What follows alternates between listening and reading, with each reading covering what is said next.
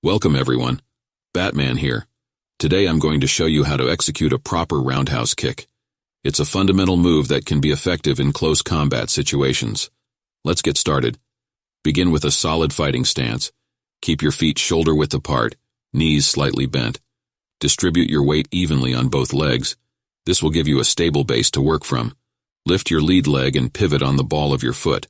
Rotate your hips and shoulders in the direction you want to kick. This turning motion generates power and momentum for the kick. Your kicking leg should be slightly bent at the knee. This will allow you to extend it fully and generate more force when you kick. As you pivot, extend your kicking leg in a sweeping motion. Aim to strike your target with the lower part of your shin or your foot, depending on the situation. Keep your toes pointed and your ankle flexed. Visualize your target and aim for an area where your kick will have the most impact, typically the midsection or the head. Remember, accuracy is key. After the kick, quickly retract your leg to regain your balance. Pivot back to your starting position and be ready to defend or follow up with additional strikes if needed. Like any skill, practice is essential. Start slowly and work on your technique.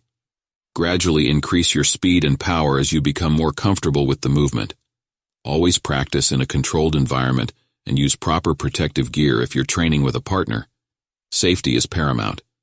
Remember, mastering the roundhouse kick takes time and dedication.